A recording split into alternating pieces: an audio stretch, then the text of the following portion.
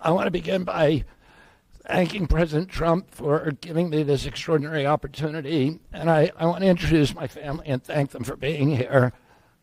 My wife, Cheryl, my cousin, Anthony Shriver, my daughter, Kik, my other daughter, Kira, Catalina Shriver, Joey Shriver, Jackson Hines, and Amaryllis Kennedy.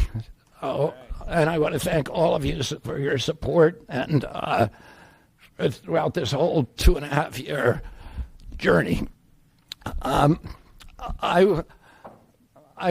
My first time in this Oval Office was in 1961, and I came here to meet or 1962.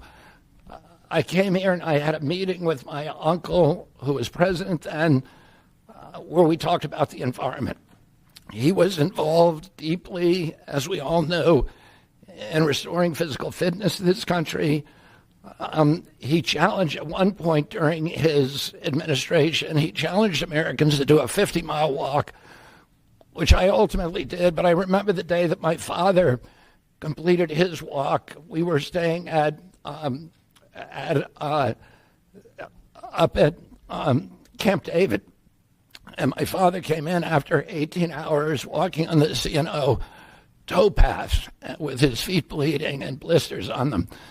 My father had one of his best friends was Al Lowenstein. And Al Lowenstein ultimately was a congressman from New York who was assassinated himself in 1980. But Al Lowenstein had started the Dump Johnson movement to get rid of President Johnson and end the Vietnam War. And at the time that he started it, people just thought it was a fool's errand. And ultimately, he asked my father to run for president against Johnson. My father wouldn't do it at that time, and he asked Gene McCarthy. McCarthy did it, and he joined that campaign. And my father ultimately ran, and Johnson then dropped out. So Al Lowenstein succeeded. And although Al Lowenstein was on the other side now, running against my father with Gene McCarthy, my father wrote him a note, a quote from Emerson, where he said, "If a single man plant himself firmly on his own ideal and there abide, the whole wide world will come round to him." For 20 years, I've gotten up every morning on my knees and prayed that God would put me in a position where I can end the childhood chronic disease epidemic in this country. On August 23rd of last year, God sent me President Trump. And he gave me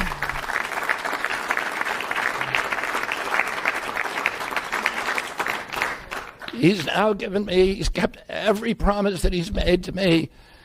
He's kept his word in every account and gone way beyond it. I'm so grateful to you, Mr. President. A lot of people told me that I couldn't trust President Trump, that I better get it in writing. And we did a handshake, and everything that he told me he was going to do, he has done. And I'm so grateful to him, and I've told you before, I genuinely believe that you are a pivotal historical figure, and you are going to transform this country at a time when we see all of the indicia of democracy now in tatters in our country. We see the rise of the military-industrial complex, the rise of totalitarianism, these attacks on our Constitution, and this breathtaking epidemic that is disabling our people. President Trump has promised to restore the American dream in this country. A healthy person has 1,000 dreams. A sick person only has one. 60% of our population has only one dream, that they get better. President Trump has promised that he's going to restore America's strength. But we can't be a strong nation if we have a weak citizenry. If people are sick, 60% of our people are sick, 77%, as President Trump mentioned, of our children cannot qualify for military service. And we need a man on a white horse now. We need somebody who is willing to come in and has the spine and the guts and the strength to challenge orthodoxies, to stand in the way of vested interests, and to break institutions that have turned against our democracy. President Trump has shown again and again that he is that hero. And most recently, I greatly appreciate it, and I called you the day that you announced the termination of USAID. My uncle started USAID in 1961 for humanitarian purposes, to put our country on the side of the poor. It has been captured by the military-industrial complex.